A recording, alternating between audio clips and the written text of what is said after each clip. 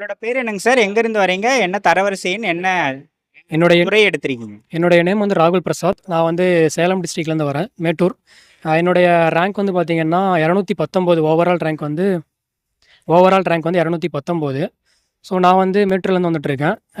Post வந்து assistant engineer இன் electrical, Tamil Nadu power distribution corporation limited வந்து நான் எடுத்திருக்கேன். அன்புறவுகளுக்கு வணக்கம். எங்களுடைய சாரல் டாக்ஸ் யூடியூப் சேனலுக்கு இவ்வளவு நாட்கள் நீங்கள் கொடுத்த ஆதரவுக்கு மிக்க நன்றி. எங்களுடைய அடுத்த கட்ட பயணத்திற்கும் அடுத்த கட்ட வளர்ச்சிக்கும் உங்களால் முடிந்த ஆதரவை அளியுங்கள். எப்ப கல்லூரி முடிச்சீங்க? எப்ப இதுக்காக படிக்க ஆரம்பிச்சீங்க? 2023 வந்து நான் காலேஜ் முடித்தேன். கொங்கு இன்ஜினியரிங் காலேஜ் தான் நான் கம்ப்ளீட் பண்ணது. ஸோ நான் ப்ரிப்பரேஷன் பண்ணி கிட்டத்தட்ட வந்து ஒரு 2 இயர்ஸாக வந்து இந்த எக்ஸாமுக்காக ப்ரிப்பேர் பண்ணிகிட்டு இருக்கேன். இது என்னுடைய ஃபஸ்ட் அட்டெம்ப்ட். ஸோ ஃபஸ்ட் அட்டெம்ப்ட்லேயே வந்து பார்த்தீங்கன்னா நான் இந்த எக்ஸாம் வந்து கிராக் பண்ணியிருக்கேன். இதுக்கு முன்னாடி வந்து குரூப் 2, குரூப் 4லாம் எழுதியிருக்கேன். பட் ஆனால் டெக்னிக்கல் சம்மந்தப்பட்ட ஒரு ஃபஸ்ட் அட்டெம்ப்ட்டில் நான் படித்து எழுதுனது இந்த எக்ஸாம். உங்க டெக்னிக்கல் பேப்பர் பத்தி சொல்லுங்க. அதுக்கு நம்ம எந்த மாதிரி இனிஷியலா படிக்க தயாராகணும் அப்படின்றத சொல்லுங்க. இப்போ டெக்னிக்கல் வந்து பார்த்தீங்கன்னா 10 யூனிட்ஸ் இருக்குது. நம்ம வந்து ஒவ்வொரு சப்ஜெக்ட்டுக்கும் வெயிட்டேஜ் கொடுத்துருப்பாங்க.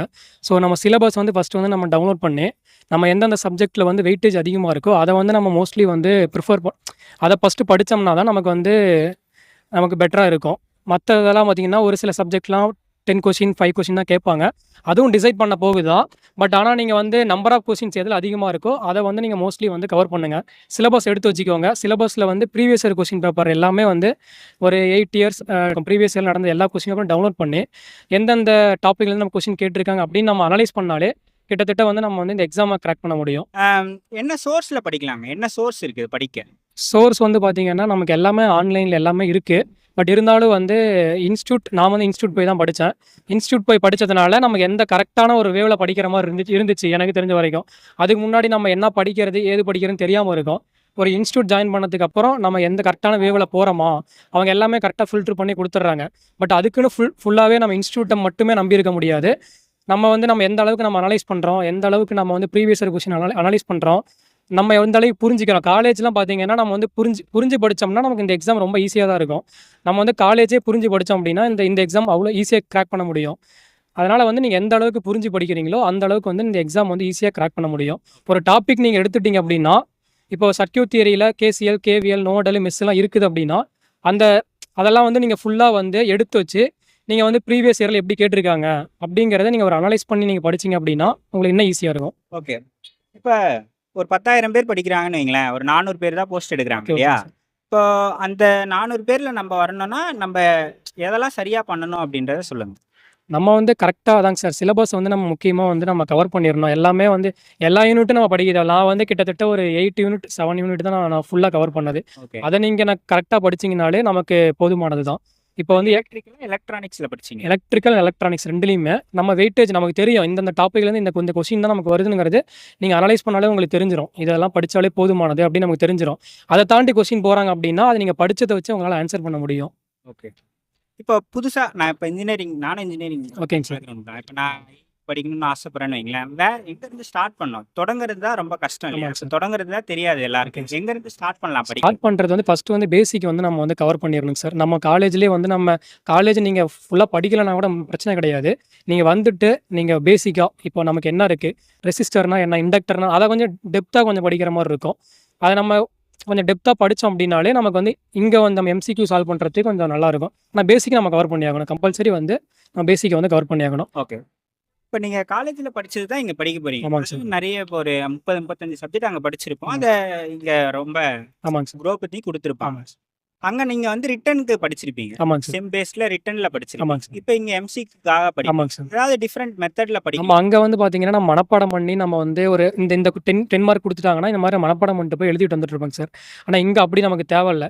நம்ம ஒரு கான்செப்டை நம்ம தெளிவாக படிச்சுட்டு அதுலேருந்து எப்படி கொஸ்டின் கேட்குறாங்க, எம்சிக்யூவில் நம்ம எப்படி கேட்குறாங்கிறத அதை மட்டும் நம்ம வந்து நோட் பண்ணிட்டு போனாலே போதும். நம்ம எல்லாமே படிச்சுட்டு இருக்கணும் அப்படிங்கிற நம்ம புரிஞ்சுக்கிட்டா மட்டும் போதுமானது. இதில் மக்கப் வேலை இல்லை, புரிஞ்சு தான் படிக்கணும்.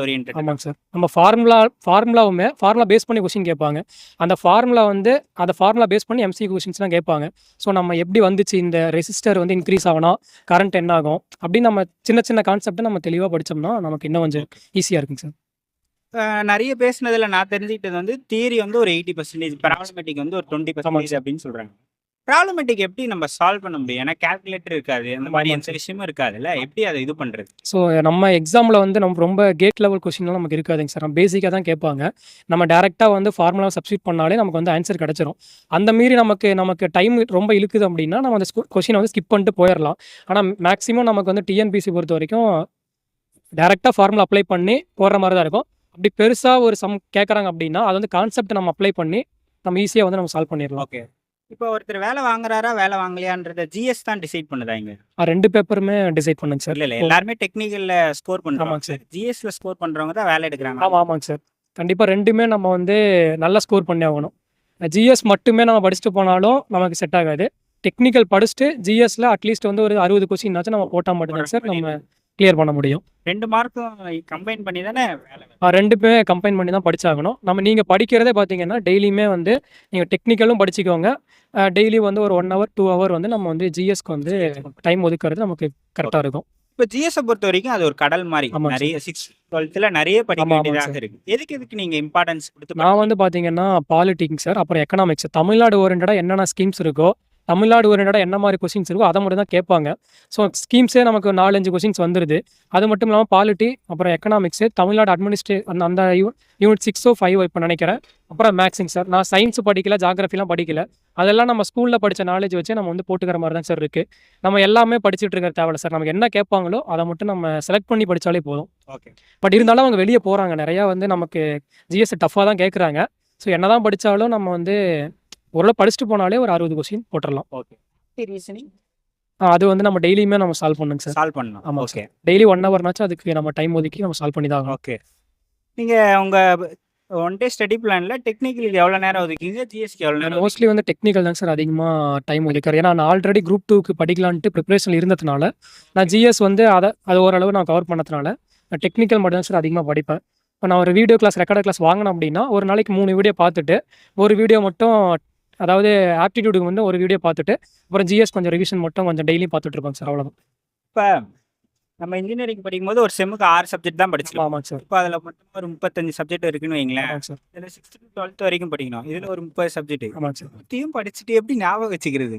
ஞாபகம் வந்து நம்ம ரிவிஷன் தாங்க சார். டெய்லியுமே ஒரு சப்ஜெக்ட் முடிச்சிட்டோம்னா, நம்ம ரிப்பீட்டா ரிவிஷன் குடுத்துக்கிட்டே இருக்கணுங்க சார். இப்போ 1 வீக் வந்து நம்ம டெக்னிக்கல் வந்து இப்போ படிக்கிறோம் அப்படின்னா, இப்போ சர்க்யூட் தியரி முடிக்கிறோம் அப்படின்னா, அடுத்து மறந்துரும். மறுபடியும் அத நம்ம ரிப்பீட்டடா ரிவிஷன் குடுத்துட்டு தான் சார் இருக்கணும். ரிவிஷன் குடுத்தோம் அப்படின்னா, நமக்கு அது மனப்பாடம் பண்ண தேவையில்ல. நம்ம புரிஞ்சுக்கிட்டாலே போதும். ஓகே.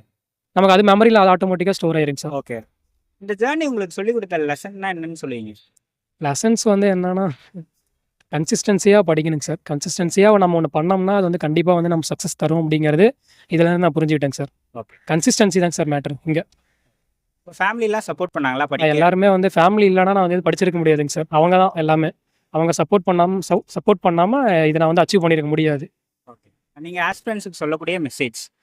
கன்சிஸ்டன்சியா படிங்க. இது ஒண்ணும் பெருசாலாம் ஒண்ணும் டஃப்பாலாம் இருக்காது. எக்ஸாம்லாம் வந்து வேக்கன்சி மட்டும் வந்துச்சுன்னா ஈஸியா கிளியர் பண்ணிடலாம். அவ்வளோ பெரிய டஃப்பான எக்ஸாம்லாம் இது கிடையாது. ஓகே. குரூப் 2, குரூப் 4 அதுவும் டஃப் காம்படிஷன் அதிகமா இருக்கும். பட் இந்த ஃபீல்ட பொறுத்தவரைக்கும் டெக்னிக்கல் ஓரியன்டடா படிச்சோம்னா, நல்லா படிச்சீங்கன்னா, டெக்னிக்கல் நிறையா வந்து லேர்ன் பண்ற மாரி இருக்கும். ஆனா படிச்சா ஈஸியா கிளியர் பண்ண முடியும்.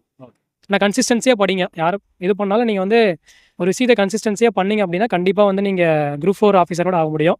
எது வேணாலும் நீங்க அச்சீவ் பண்ணலாம். ஓகே. இந்த மொமெண்ட் எப்படி இருக்கு? வாங்குனது, ஃபோட்டோ எடுத்தது எல்லாம்? ரொம்ப ஹாப்பிங்க சார். ஏன்னா இதுக்காக தான் நம்ம கஷ்டப்பட்டு படிக்கிறோம். ஒரு 3 இயர்ஸா கஷ்டப்பட்டு படிச்சிருக்கோம். அதுக்கான பலன் கிடைக்கும்போது நமக்கு சந்தோஷமா தான் சார் இருக்கு. ஓகே.